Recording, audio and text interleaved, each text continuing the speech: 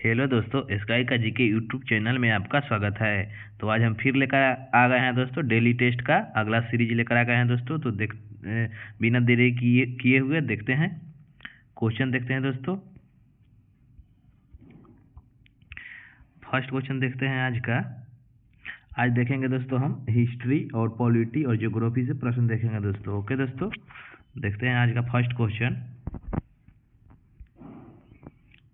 आज का पहला क्वेश्चन है दोस्तों, कुतुबुद्दीन ऐबक के संबंध में निम्नलिखित कथनों पर विचार कीजिए और कौन से कथन सही नहीं है। ओके दोस्तों, पूछा है कौन सा कथन सही नहीं है, तो देख लेते हैं। यह एक तुर्क गुलाम था, तो ये सही है दोस्तों। यह एक तुर्क का गुलाम था कुतुबुद्दीन ऐबक। दूसरा है, उसने दिल्ली को अपनी राजधानी बनाया, तो ये गलत है दोस्तों, दिल्ली को राजधानी नहीं बनाया था। आगे तीसरा कथन है, उसने तराइन युद्ध के बाद भारत में सल्तनत का विस्तार किया, तो तीन भी सही है दोस्तों। तो इसका आंसर जो गलत पूछे कौन सही नहीं है, तो इसका आंसर होगा दोस्तों बी होगा, जो केवल 2 है जो गलत है। ओके दोस्तों, आप लोग कमेंट में बताइएगा कि कुतुबुद्दीन ऐबक ने अपनी राजधानी कहाँ बनाई थी। ओके दोस्तों, नेक्स्ट क्वेश्चन देखते हैं। नेक्स्ट क्वेश्चन है, मुगलों की विदेश नीति के संदर्भ में निम्नलिखित कथनों पर विचार कीजिए। ओके दोस्तों, मुगलों की विदेश नीति का कथन है, उस पर विचार करना है। पूछ रहा है कौन गलत है। ओके दोस्तों, पूछ रहा है कौन असत्य है, पूछ रहा है। देखते हैं कथन है दोस्तों, उज्बेकों के खिलाफ सफावियों और मुगलों ने गठबंधन कर लिया, तो ये सही है दोस्तों। उज्बेकों के खिलाफ सफावियों और मुगलों ने गठबंधन कर लिया था। ओके दोस्तों, दूसरा कथन है, ईरान के साथ मुगलों ने संधि संबंध कायम किए थे, तो ये भी सही है दोस्तों। दूसरा कथन भी सही है। ओके दोस्तों, तीसरा देख लेते हैं। तीसरा है, मुगलों ने उस्मानियों और उज्बेकों के साथ मिलकर ईरान के खिलाफ त्रिपक्षीय गठबंधन बनाया था, ये गलत है दोस्तों। 3 जो है गलत है, तो इसका आंसर हो जाएगा बी हो जाएगा दोस्तों। केवल 3 जो है असत है, बाकी 1 और 2 सही है कथन इसका। ओके दोस्तों, नेक्स्ट क्वेश्चन देखते हैं। नेक्स्ट क्वेश्चन है, डलहौजी की हड़प नीति के संदर्भ में निम्नलिखित कथनों पर विचार कीजिए। ओके दोस्तों, डलहौजी का जो हड़प नीति था, डॉक्ट्रिन्स ऑफ लैप्स का नीति भी कहते हैं, उसका निम्नलिखित कथन दिया है दोस्तों, उस पर विचार करते हैं। पूछ रहा है कौन सा कथन सही है। ओके दोस्तों, तो देखते हैं पहला कथन क्या है। पहला कथन है, डलहौजी ने भारतीय राज्यों को 3 वर्गों में विभाजित किया और प्रत्येक वर्ग के राज्यों पर हड़प की नीति को अलग अलग लागू किया। ओके दोस्तों, तो इसका एक सही है दोस्तों। डलहौजी जो था प्रत्येक राज्यों को 3 वर्गों में विभाजित किया था और प्रत्येक वर्ग के राज्यों पर हड़प की नीति अलग अलग लागू किया था। दूसरा कथन है, इस नीति के तहत सर्वप्रथम सतारा पर अधिकार किया था। ओके दोस्तों, सर्वप्रथम सतारा पर अधिकार किया था। डॉक्ट्रिन्स ऑफ लैप्स की नीति के तहत सबसे पहला सतारा पर अधिकार किया था दोस्तों। 2 भी सही है दोस्तों, तो इसका आंसर हो जाएगा सी हो जाएगा दोस्तों। 1 और 2 दोनों सही है। आप लोग कमेंट में बताइएगा कि सतारा पर अधिकार कब कर लिया था डलहौजी ने हड़प नीति के तहत। ओके दोस्तों, कमेंट में बताइएगा आप लोग। नेक्स्ट क्वेश्चन देखते हैं 4 नंबर। नेक्स्ट क्वेश्चन है, निम्नलिखित में से किसने सन नियमावली फतुल मुजाहिदीन लिखी। ओके दोस्तों, 4 नंबर बोल रहा है क्वेश्चन, निम्नलिखित में से किसने सन नियमावली है एक, फतुल मुजाहिदीन जो है किसने लिखी थी। ओके दोस्तों, तो 4 का देख लेते हैं। 4 का आंसर होगा दोस्तों डी हो जाएगा, जैनुल आबेदीन सुस्तूरी जो था फतुल मुजाहिदीन लिखा था दोस्तों, जैनुल आबेदीन सुस्तूरी, याद रखिएगा आप लोग। नेक्स्ट क्वेश्चन देखते हैं। नेक्स्ट क्वेश्चन बोल रहा है, 20वीं शताब्दी की शुरुआत में घटित एका आंदोलन के संदर्भ में निम्नलिखित कथनों में से कौन सा कथन सही है। पूछा है कौन सा कथन सही है दोस्तों, देख लेते हैं।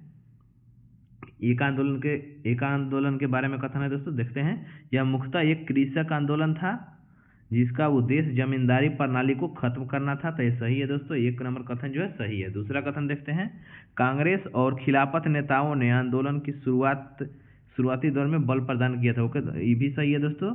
कांग्रेस और खिलाफत नेताओं ने इस आंदोलन के शुरुआती दौर में बल प्रदान किया था दोस्तों एका आंदोलन का, तो इसका आंसर हो जाएगा 1 और 2 दोनों सही है दोस्तों, सी हो जाएगा इसका राइट आंसर। आगे देखते हैं। आगे क्वेश्चन है, भारतीय इतिहास के अध्ययन के संदर्भ में निम्नलिखित कथनों में से कौन सा कथन सही है। ओके दोस्तों, पूछा है कौन सा कथन सही है भारतीय इतिहास के अध्ययन के संदर्भ में। देखते हैं कथन क्या है, कथन देख लेते हैं दोस्तों।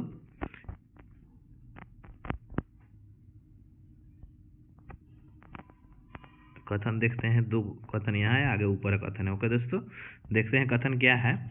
पहला कथन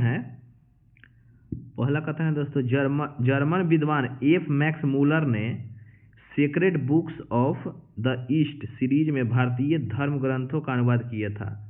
ओके दोस्तों, ये सही है दोस्तों, पहला जो है सही है दोस्तों, पहला कथन सही है। जो बोल रहा है जर्मन विद्वान एफ मैक्स मूलर जो था sacred books of east series में भारतीय धर्म ग्रंथों का अनुवाद किया था। एक नंबर कथन सही है दोस्तों। आगे देखते हैं, दूसरा कथन है, अंग्रेजों द्वारा भारतीय इतिहास के अध्ययन के फलस्वरूप यह बताया गया कि भारतीय समाज इहलौकिक और वैज्ञानिक मान्यताओं पर आधारित था, जो गलत है दोस्तों। दूसरा है गलत है। आगे देखते हैं, तीसरा कथन है दोस्तों,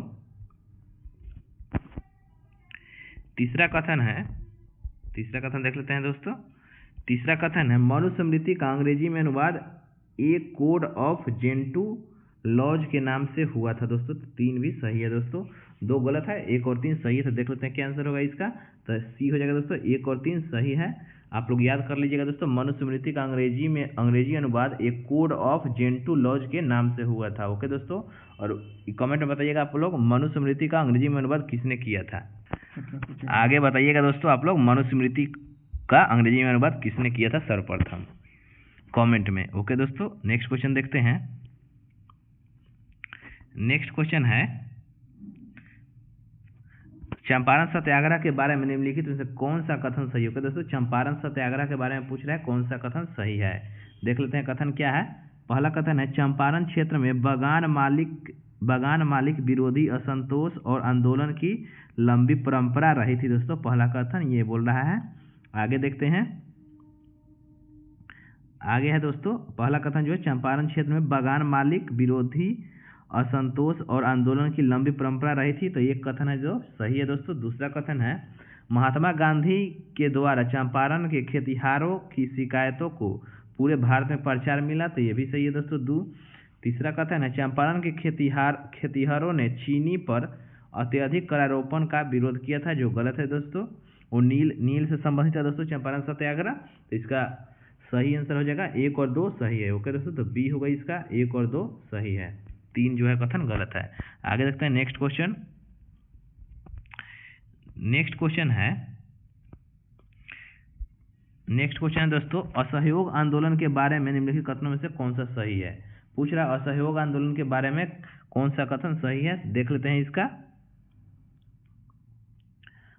तो कर्नाटक के किसानों की सार्थक भागीदारी इसकी विशिष्टता रही है दोस्तों, तो ये गलत है दोस्तों। दो है, मद्रास और महाराष्ट्र में गैर ब्राह्मण निम्न जातियों की भागीदारी इसकी विशिष्टता रही है, ये भी गलत है दोस्तों। आगे देखते हैं, असम, बंगाल और मद्रास जैसे स्थानों में श्रमिक असंतोष की कमी के रूप में इसे चिन्हित किया गया था, ये भी गलत है दोस्तों। चौथा कथन देखते हैं, 1922 में झकझोर देने वाली चौरी चौरा की घटना का इस आंदोलन पर बुरा प्रभाव पड़ा था, जिसके बाद गांधी जी द्वारा इस आंदोलन को अत्यंत सूक्ष्म पैमाने पर जारी रखने का निर्णय किया था दोस्तों। तो 4 नंबर जो है कथन सही है। ओके दोस्तों, तो इसका आंसर हो जाएगा डी हो जाएगा दोस्तों। सॉरी दोस्तों, इसका आंसर दोस्तों डी होगा, तो इसमें सॉरी दोस्तों इसका आंसर डी है दोस्तों 6 का, तो यानी केवल 2 जो है सही है दोस्तों। मद्रास और महाराष्ट्र में गैर ब्राह्मण निम्न जातियों की भागीदारी इसकी विशिष्टता रही दोस्तों। जो 2 हो जो है याद रखिएगा दोस्तों, 2 सही है। आगे जो 1, 3 और 4 जो है गलत है। ओके दोस्तों, आगे नेक्स्ट क्वेश्चन देखते हैं। आगे देखते हैं दोस्तों नेक्स्ट क्वेश्चन है, भारत में लोक सेवाओं के विकास के संदर्भ में निम्नलिखित कथनों पर विचार कीजिए। ओके दोस्तों, लोक सेवाओं के विकास के संदर्भ में निम्नलिखित कथन पर विचार करना है दोस्तों, और पूछ रहा है कौन सा कथन सही है। ओके दोस्तों, देख लेते हैं कथन है दोस्तों 1 नंबर कथन है, कॉर्नवालिस ने लोक सेवाओं का भारतीयकरण कर दिया क्योंकि ये कम खर्चीली थी एवं भारतीय परिस्थितियों और परंपराओं के अनुरूप थी। ये गलत है दोस्तों। दूसरा कथन है लोक सेवाओं में प्रतियोगी परीक्षा द्वारा नियुक्ति की संकल्पना को 1853 के चार्टर एक्ट के द्वारा लागू किया गया। तो 2 जो है सही है दोस्तों, तो इसका आंसर बी हो जाएगा, केवल 2 सही है। ओके दोस्तों, नेक्स्ट देखते हैं 10 नंबर क्वेश्चन है दोस्तों। 10 नंबर का क्वेश्चन दोस्तों मिलान करने के लिए है, इसको देख लेते हैं। आगे देखते हैं दोस्तों 10 नंबर क्वेश्चन है मिलान करने के लिए दोस्तों। राजवंश है, वास्तुकला है। ओके दोस्तों, इसका देख लेते हैं। 10 का दोस्तों 10 का आंसर डी होगा दोस्तों, 2 3 4 1। तो ये चालुक है दोस्तों, चालुक का हो जाएगा पटकल मंदिर हो जाएगा दोस्तों, 1 का 2 हो जाएगा। दूसरा होयसल का दोस्तों 3 हो जाएगा, केशव मंदिर सोमनाथपुरम। और तीसरा है दोस्तों पांड जो है पांड का हो जाएगा चिदम्बरम मंदिर का पूर्वी गोपुर हो जाएगा दोस्तों। और डी है दोस्तों पूर्वी गंग जो था सूर्य मंदिर कोणार्क था दोस्तों, पूर्वी गंग। ओके दोस्तों, तो 10 का डी आंसर होगा इसका। आगे देखते हैं नेक्स्ट क्वेश्चन 11 नंबर क्वेश्चन है दोस्तों। निम्नलिखित कथनों पर विचार कीजिए और बोला कौन सा कथन सही है। ओके दोस्तों, तो पहला कथन है त्वरित सिंचाई लाभ कार्यक्रम 1996-97 में गरीब किसानों को ऋण सहायता उपलब्ध कराने के लिए आरंभ किया गया था। आगे देखते हैं दूसरा क्वेश्चन दोस्तों, ये जो है दोस्तों गलत है दोस्तों। 11 का 1 नंबर कथन जो है गलत है। त्वरित सिंचाई लाभ कार्यक्रम 1996-97 में गरीब किसानों को ऋण सहायता उपलब्ध कराने के लिए आरंभ किया गया था, जो गलत है दोस्तों। दूसरा कथन है कमांड क्षेत्र विकास कार्यक्रम 1974-75 में जल उपयोग दक्षता के विकास के लिए शुरू किया गया था। तो दूसरा है जो सही है दोस्तों, तो इसका बी हो जाएगा, केवल 2 सही है। ओके दोस्तों, नेक्स्ट क्वेश्चन देखते हैं। बड़ा क्वेश्चन है दोस्तों, कथन वाला देख लेते हैं, जो ध्यान से देखिएगा दोस्तों। आजकल ऐसा ही क्वेश्चन पूछ रहा है आने वाले एग्जाम में। ओके दोस्तों, क्वेश्चन 12 नंबर क्वेश्चन है भारत में कॉफी उत्पादन के संदर्भ में निम्नलिखित कथनों पर विचार कीजिए। ओके दोस्तों, कॉफी उत्पादन के संदर्भ में पूछ रहा है और कथन पर विचार करने के लिए बोला कौन सा कथन सही है। ओके दोस्तों, देख लेते हैं कथन 1 है दोस्तों, कॉफी के उत्पादन के लिए वांछित तापमान 16 डिग्री सेल्सियस से 28 डिग्री सेल्सियस तथा वर्षा 150 से 200 सेंटीमीटर के मध्य होनी चाहिए। तो सही है दोस्तों, 1 नंबर जो है कॉफी के लिए सही है दोस्तों, 1 नंबर कथन। दूसरा कथन है विश्व के अन्य देशों के विपरीत भारत में कॉफी की खेती सूर्य के प्रकाश में की जाती है, जो गलत है दोस्तों। तीसरा है रोबस्टा और अरेबिका को पानी से भरपूर मिट्टी में उगाया जाता है दोस्तों, जो सही है। रोबस्टा और अरेबिका जो है कॉफी की किस्म है दोस्तों, जो भारत में पाया जाता है। आगे 4 नंबर कथन है दोस्तों, भारत में कॉफी के फसल को शीतकाल में होने वाले कॉफी रोट नामक रोग से काफी नुकसान होता है, जो गलत है दोस्तों। तो 1 और 3 सही हो जाएगा दोस्तों, इसका आंसर होगा सी 1 और 3। ओके दोस्तों, नेक्स्ट देखते हैं 13 नंबर क्वेश्चन है। 13 नंबर क्वेश्चन कथन पर विचार करना है दोस्तों, कौन सा कथन सही है। ओके दोस्तों, तो 1 नंबर कथन है लोहा और इस्पात उद्योग एक भार ह्रास उद्योग है, तो 1 सही है दोस्तों। लोहा और इस्पात उद्योग जो है एक भार ह्रास उद्योग है। और दूसरा कथन है सूती वस्त्र एक भार ह्रास उद्योग नहीं है, तो दूसरा भी सही है दोस्तों। याद रखिएगा सूती वस्त्र जो है भार ह्रास नहीं है और लोहा इस्पात जो है भार ह्रास उद्योग है, तो इसका सी हो जाएगा। 1 और 2 दोनों सही है। आगे देखते हैं 14 नंबर क्वेश्चन है निम्नलिखित कथनों पर विचार करना है दोस्तों, और कथन देखते हैं आगे 14 का कथन क्या क्या दिया है। अब पूछ रहा है कौन सा सही है। ओके दोस्तों, कौन सा कथन सही है देख लेते हैं। पहला है भारत में वायु परिवहन की सर्वप्रथम शुरुआत इलाहाबाद से नैनी के बीच में हुआ था, तो ये सही है दोस्तों। 14 का 1 है जो सही है। ओके दोस्तों, आगे देखते हैं। आगे दूसरा वायु परिवहन का राष्ट्रीयकरण 1953 में हुआ था, तो ये भी सही है दोस्तों। आगे देखते हैं तीसरा देखते हैं। तीसरा है दोस्तों भारतीय वायु परिवहन क्षेत्र में सुरक्षित सक्षम वायु यातायात एवं संचार सेवाएं प्रदान करने के लिए एयरपोर्ट अथॉरिटी ऑफ इंडिया उत्तरदायी है, तो ये भी सही है दोस्तों। 14 का 3 भी सही है। चौथा है पवन हंस एक हेलीकॉप्टर सेवा है तो ये भी सही है दोस्तों, 4 भी है जो सही है। ओके दोस्तों, तो 14 का आंसर हो जाएगा दोस्तों डी। ओके दोस्तों, डी हो जाएगा, 1 2 3 4 सही है। ओके दोस्तों, आगे देखते हैं दोस्तों 15 नंबर क्वेश्चन है। 15 नंबर क्वेश्चन है दोस्तों, पूछ रहा है चेंचू जनजाति के संदर्भ में निम्नलिखित कथनों पर विचार कीजिए, कौन सा कथन सही है। ओके दोस्तों, पूछ रहा है कौन सा कथन सही है, तो देख लेते हैं इसका।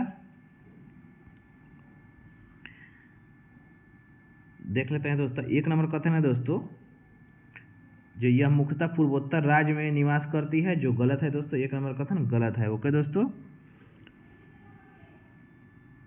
1 नंबर कथन है दोस्तों, पूर्वोत्तर राज्य में नहीं, जबकि आंध्र प्रदेश और तेलंगाना में, याद रखिएगा, मुख्यतः आंध्र प्रदेश और तेलंगाना में ये जनजाति पाई जाती है। चेंचू जनजाति जो है आंध्र प्रदेश और तेलंगाना में पाई जाती है दोस्तों, ना कि पूर्वोत्तर राज्यों में। ओके दोस्तों, आगे देखते हैं दूसरा कथन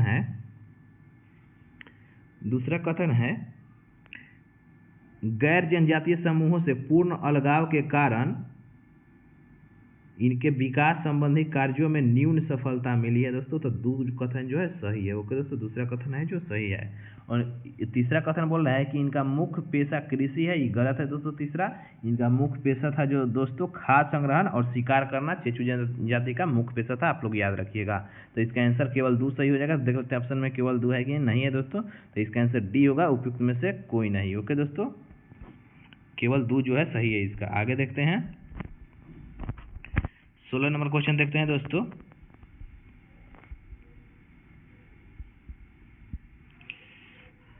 16 नंबर क्वेश्चन है, 16 नंबर क्वेश्चन से भारतीय क्षेत्रीय तूफानों के संदर्भ में निम्नलिखित कथनों में से कौन सा कथन सही है। ओके दोस्तों, भारतीय क्षेत्रीय तूफानों के संदर्भ में कौन सा कथन सही है पूछा है।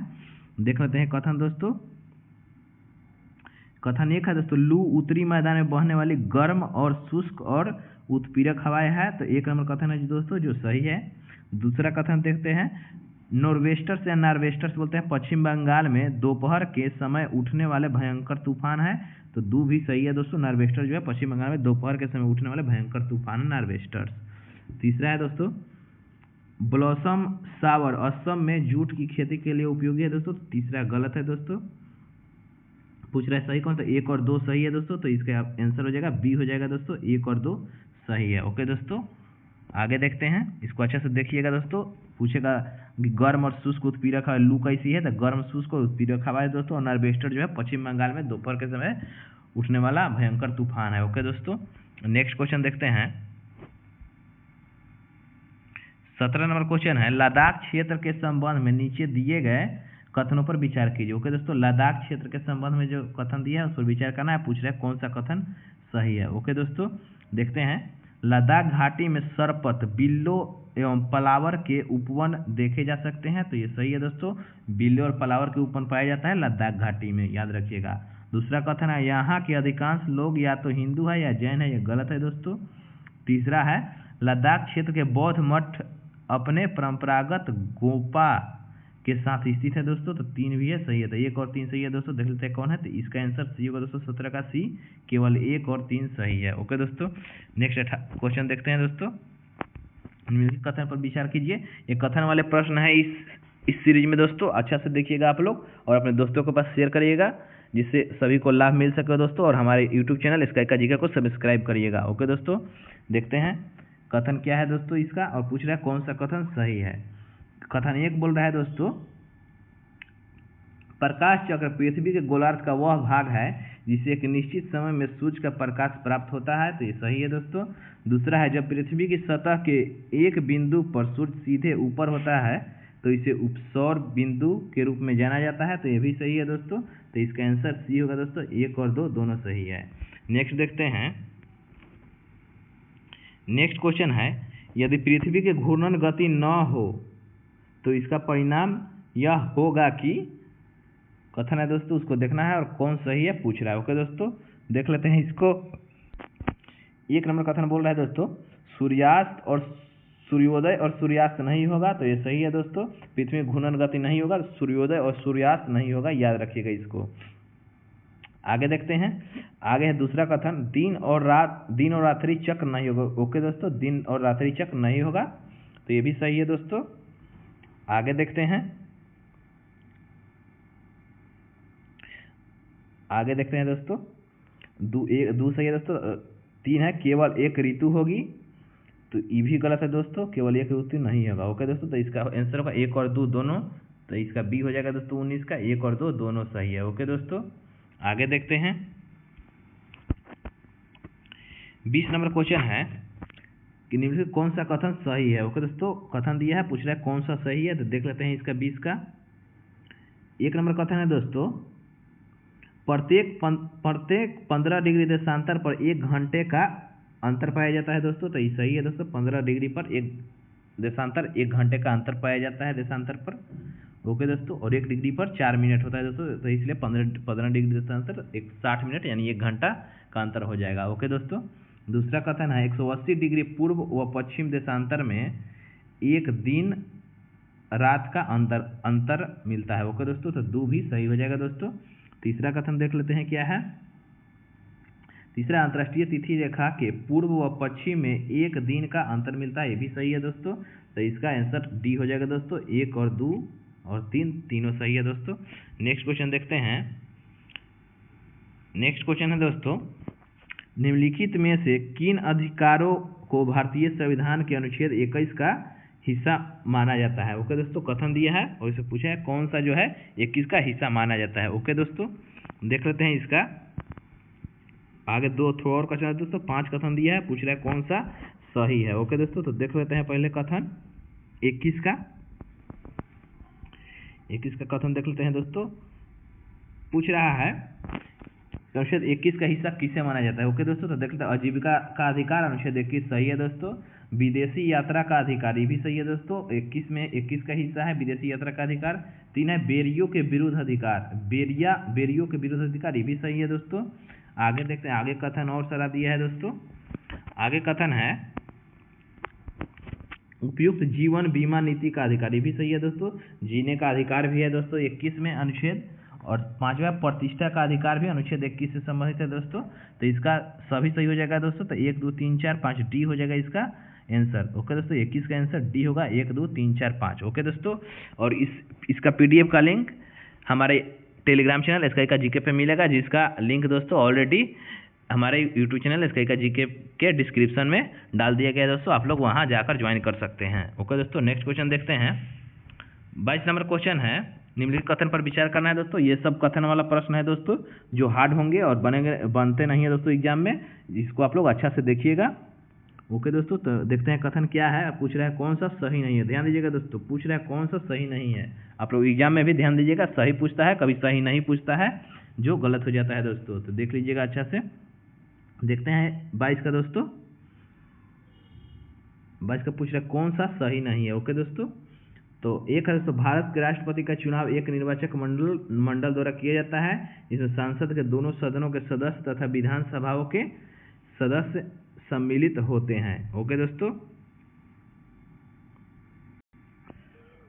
ओके दोस्तों, देख लेते हैं इसको। तो 1 नंबर जो है गलत है दोस्तों। भारत के राष्ट्रपति का चुनाव एक निर्वाचक मंडल द्वारा किया जाता है, जिसमें संसद के दोनों सदनों के निर्वाचित सदस्य और विधानसभा के सदस्यों के निर्वाचित सदस्य सम्मिलित होते हैं, न कि और भी सदस्य जो होता है मनोनीत वो नहीं होता है दोस्तों, तो इसलिए 1 नंबर जो है गलत है। दूसरा है भारत के उपराष्ट्रपति का चुनाव संसद के दोनों सदनों के चुने हुए सदस्यों से मिलकर बने निर्वाचक मंडल द्वारा किया जाता है, तो ये भी गलत है दोस्तों। निर्वाचित सदस्य निर्वाचित बोलेगा तब सही होगा। ओके दोस्तों, निर्वाचित होंगे वही चुनाव में भाग ले सकते हैं दोस्तों, तो इसका 1 और 2 दोनों गलत है। ओके दोस्तों, आगे देखते हैं नेक्स्ट क्वेश्चन।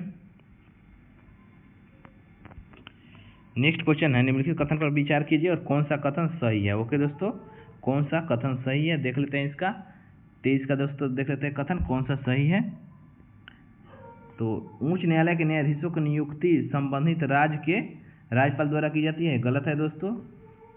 आगे देखते हैं। दूसरा है राज्य की विधानसभा के अध्यक्ष की नियुक्ति संबंधित राज्य के मुख्यमंत्री द्वारा की जाती है, ये भी गलत है दोस्तों। तो न तो 1 सही है और न ही 2 सही है। ओके दोस्तों, आगे देखते हैं। ओके दोस्तों, तो इसका आंसर होगा न तो एक न तो दो सही है। ओके दोस्तों, उच्च न्यायालय के न्यायाधीश की नियुक्ति जो होता है दोस्तों, राज्यपाल नहीं राष्ट्रपति करता है दोस्तों। उच्च न्यायालय और सर्वोच्च न्यायालय के न्यायाधीशों की नियुक्ति ओके दोस्तों राष्ट्रपति करता है। आगे देखते हैं, नेक्स्ट क्वेश्चन देखते हैं दोस्तों। 24 नंबर क्वेश्चन है, भारतीय न्यायपालिका की अधिकारिता के संदर्भ में निम्नलिखित कथन पर विचार करना, कौन सा कथन सही है। ओके दोस्तों, पूछा है कौन सा कथन सही है, तो देख लेते हैं कथन। एक नंबर कथन है दोस्तों, एक नंबर कथन दोस्तों, संघीय विवाद अनन्य रूप से उच्चतम न्यायालय की आरंभिक अधिकारिता के अंतर्गत आता है, तो एक नंबर कथन दोस्तों जो सही है। दूसरा कथन देखते हैं, उच्च न्यायालय की रीट अधिकारिता उच्च न्यायालय की तुलना में उच्चतम यानी सर्वोच्च न्यायालय की रीट की अधिकारिता उच्च न्यायालय की तुलना में अधिक होती है, गलत है दोस्तों। जो है उच्च न्यायालय का अधिक होता है तो 6 प्रकार के रीट जारी करता है, और उच्चतम न्यायालय जो है 5 प्रकार के रीट जारी करता है, तो दो कथन जो है गलत है। ओके दोस्तों, तीसरा कथन है, उच्च न्यायालय और उच्चतम न्यायालय की रीट अधिकारिता संविधान के आधारित ढांचे का हिस्सा है, तो ये 3 जो है सही है दोस्तों। और उच्च न्यायालय 6 प्रकार के रीट जारी करता है दोस्तों, और उच्चतम न्यायालय जो है 5 प्रकार के रीट जारी करता है, याद रखिएगा, ये भी पूछता है। तो इसका आंसर हो जाएगा 1 और 3 सही है दोस्तों, जबकि 2 गलत है। ओके दोस्तों, आगे नेक्स्ट देखते हैं। नेक्स्ट क्वेश्चन है दोस्तों, भारतीय संसद से संबंधित निम्नलिखित कथनों पर विचार कीजिए। ओके दोस्तों, संसद से संबंधित कथन है, पूछ रहा है कौन सा कथन सही है। ओके दोस्तों, देख लेते हैं। एक नंबर कथन है, कार्यपालिका ऐसे लोगों का समूह होता है जो संसद द्वारा बनाए गए कानूनों को लागू करने के लिए मिलकर काम करते हैं, तो ये 1 नंबर जो है सही है दोस्तों। कार्यपालिका एक समूह होता है जो संसद द्वारा बनाए गए कानून को लागू करने के लिए मिलकर काम करते हैं। ओके दोस्तों, दूसरा कथन है, प्रधानमंत्री लोकसभा में सत्ताधारी दल का मुखिया होता है जिसका सलाह पर राष्ट्रपति मंत्रिपरिषद की नियुक्ति करता है, तो ये भी सही है दोस्तों। तो इसका सी हो जाएगा, 1 और 2 दोनों सही है। ओके दोस्तों, ये सब लगभग इस सीरीज में दोस्तों कथन वाले प्रश्न हैं जो बहुत टफ होते हैं दोस्तों, इसलिए आप लोग अच्छा से देखिएगा। आगे देखते हैं, 26 नंबर क्वेश्चन है। 26 नंबर क्वेश्चन है दोस्तों, ये भी कथन वाला ही है। राज्य के विधान परिषद की संरचना के संदर्भ में निम्नलिखित कथन पर विचार कीजिए, और पूछा है दोस्तों, इसमें देख लेते हैं क्या पूछा है। पूछा है दोस्तों कौन सा कथन सही है। ओके दोस्तों, तो देख लेते हैं इसका कथन, फिर से 26 का कथन देख लेते हैं दोस्तों। 26 का कथन बोल रहा है, विधान परिषद के बारे में दोस्तों कथन है, पूछा कौन सा सही है। देख लेते हैं क्या बोल रहा है। विधान परिषद के सदस्यों की अधिकतम संख्या विधानसभा के सदस्यों की कुल संख्या के 2/3 होता है, जो गलत है दोस्तों, 2/3 नहीं होता है। ओके दोस्तों, 1 नंबर कथन जो है गलत है। इसका सही आंसर होता है दोस्तों, विधान परिषद के सदस्यों की अधिकतम संख्या विधानसभा के सदस्यों की कुल संख्या 2/3 न की बल्कि 1/3 होता है दोस्तों, 1/3 होता है। और न्यूनतम संख्या 40 होना चाहिए दोस्तों विधान परिषद में किसी भी राज्य में। ओके दोस्तों, आगे दूसरा कथन देखते हैं। विधान परिषद की विद्यमान सदस्य संख्या तय करना राज्यपाल की विवेकाधिकार के अधीन है, जो गलत है दोस्तों, 2 भी गलत है। ओके दोस्तों, तो इसका 1 और 2 दोनों कथन गलत है। देख लेते हैं किस ऑप्शन में है दोस्तों। इसका दोस्तों डी हो जाएगा, न तो 1 सही है और न तो 2 सही है। ओके दोस्तों, देख लेते हैं आगे नेक्स्ट क्वेश्चन देखते हैं। आगे 27 नंबर क्वेश्चन देखते हैं दोस्तों। 27 नंबर क्वेश्चन है दोस्तों, नई अखिल भारतीय सेवाओं के सृजन के संदर्भ में निम्नलिखित कथनों पर विचार कीजिए। ओके दोस्तों, यानी कथन पर विचार करना है, पूछ रहा है कौन सा कथन सही है। ओके दोस्तों, देख लेते हैं कथन। 27 का कथन देख लेते हैं दोस्तों। 1 नंबर कथन है, यदि राज्यसभा ने साधारण बहुमत से समर्थित प्रस्ताव द्वारा घोषित किया है तो संसद विधि द्वारा एक या अधिक अखिल भारतीय सेवाओं के सृजन हेतु प्रावधान कर सकती है, तो ये गलत है दोस्तों। दूसरा कथन है, यदि लोकसभा ने पूर्ण बहुमत से समर्थित प्रस्ताव द्वारा घोषित किया है तो संसद विधि द्वारा एक या अधिक अखिल भारतीय सेवाओं के सृजन हेतु प्रावधान कर सकते हैं, तो ये भी गलत है दोस्तों। तो 1 और 2 दोनों गलत है दोस्तों, इसको अच्छे से आप लोग देख लीजिएगा। ओके दोस्तों, नेक्स्ट क्वेश्चन देखते हैं। इसमें देख लेते हैं दोस्तों,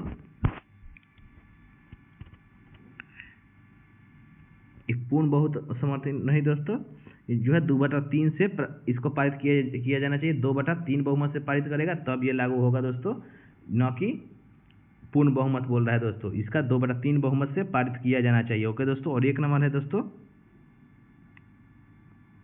सॉरी दोस्तों, इसको ठीक से देख लेते हैं। राज्यसभा से दोस्तों, राज्यसभा साधारण बहुमत न बल्कि 2/3 बहुमत से पारित करेगा तब ये सही होगा दोस्तों, साधारण बहुमत से नहीं होता है। और तीसरा बोल रहा है दोस्तों, तीसरा जो है, तीसरा में ये है दोस्तों, सेवा का सृजन प्रावधान 312 अनुच्छेद में है दोस्तों, याद रखिएगा ये। ओके दोस्तों, अखिल भारतीय सेवाओं का सृजन दोस्तों 312 अनुच्छेद में है। ओके दोस्तों, जो पूर्ण बहुमत से घोषित नहीं किया जाता है बल्कि 312 अनुच्छेद में है, तो इसका आंसर होगा दोस्तों, दोनों गलती है, 1 और 2 दोनों गलत है। ओके दोस्तों, आगे देखते हैं 28 नंबर क्वेश्चन है। 28 नंबर क्वेश्चन देख लेते हैं दोस्तों। राष्ट्रपति शासन के संदर्भ में कथन पर विचार करना है, कौन सा कथन सही नहीं है। ओके दोस्तों, पूछा है कौन सा कथन सही नहीं है, याद ध्यान दीजिएगा, कौन सा क्वेश्चन सही नहीं है पूछा है। ओके दोस्तों, तो 28 का देख लेते हैं। राष्ट्रपति शासन की उद्घोषणा की मंजूरी वाले प्रस्ताव को संसद के किसी एक सदन द्वारा विशेष बहुमत से पारित होना चाहिए, ये गलत है दोस्तों। दूसरा है, राष्ट्रपति शासन लागू करने संबंधी उद्घोषणा न्यायिक पुनर्विलोकन के दायरे में आता है, तो ये सही है दोस्तों।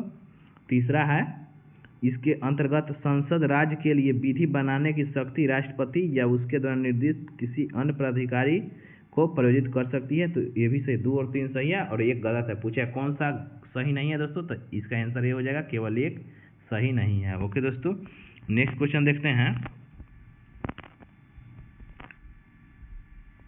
नेक्स्ट क्वेश्चन दोस्तों बोल रहा है, 29 नंबर क्वेश्चन है, भारत में स्थानीय शासन के संदर्भ में निम्नलिखित कथन पर विचार करना है। ओके दोस्तों,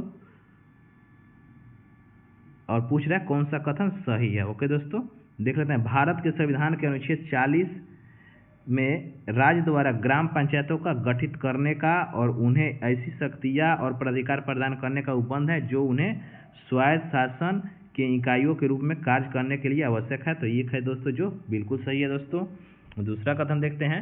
73वें और 74वें संविधान संशोधन ने संविधान में भाग 9 यानी 73वां संविधान संशोधन के भाग 9 और 74वां संविधान संशोधन के तहत 9 के 1 को जोड़ा गया था दोस्तों, तो 2 कथन भी जो है वो सही है दोस्तों। आगे देखते हैं, तीसरा कथन देखते हैं दोस्तों।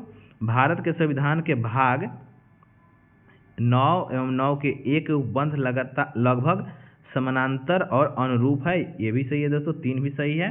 और चौथा है दोस्तों, 73वें संविधान संशोधन जनसंख्या के आकार का ध्यान किए बिना सभी राज्यों में त्रिस्तरीय पंचायतें स्थापित करता है दोस्तों, जो गलत है दोस्तों, यानी 1, 2 और 3 सही है, तो इसका आंसर हो जाएगा दोस्तों 29 का बी होगा दोस्तों, 1, 2 और 3 सही है। ओके दोस्तों, 4 जो है गलत है। आगे देखते हैं, 30 नंबर क्वेश्चन है दोस्तों। 30 नंबर क्वेश्चन है, अधिकरण के संबंध में निम्नलिखित कथन पर विचार करना है, कौन सा कथन सही है पूछा है दोस्तों, तो देख लेते हैं। मूल संविधान में इसका उल्लेख नहीं था, तो सही है दोस्तों, मूल संविधान में इसका उल्लेख नहीं था दोस्तों अधिकरण का। और संविधान के 42वें संविधान संशोधन अधिनियम के माध्यम से इन्हें संवैधानिक दर्जा दिया गया था दोस्तों, तो ये सही है दोस्तों, 2 भी, तो 1 और 2 दोनों सही हो जाएगा 30 का। तो ये रहा दोस्तों आज का मोस्ट इंपॉर्टेंट 30 कथन वाले प्रश्न दोस्तों, जो आने वाले एग्जाम में पूछेंगे दोस्तों। आरआरबी टिप्स 2026 में और दरोगा मेंस में भी पूछ सकता है दोस्तों, यहाँ से दरोगा मेंस के लिए वेरी इंपॉर्टेंट ये सीरीज है दोस्तों। आप लोग अपने दोस्तों के पास शेयर करिएगा और हमारे यूट्यूब चैनल को सब्सक्राइब करिएगा और लाइक करिएगा। ओके दोस्तों, आगे ये रहा दोस्तों मेरा आंसर की, इसका अपलोड कर दिया जाएगा इसका एक जी के यूट्यूब टेलीग्राम चैनल पे। ओके दोस्तों, आप लोग ज्वाइन कर सकते हैं, हमारे यूट्यूब चैनल के डिस्क्रिप्शन में टेलीग्राम का लिंक दिया गया है। ओके दोस्तों, तो आज यहीं पे समाप्त करते हैं दोस्तों, थैंक यू।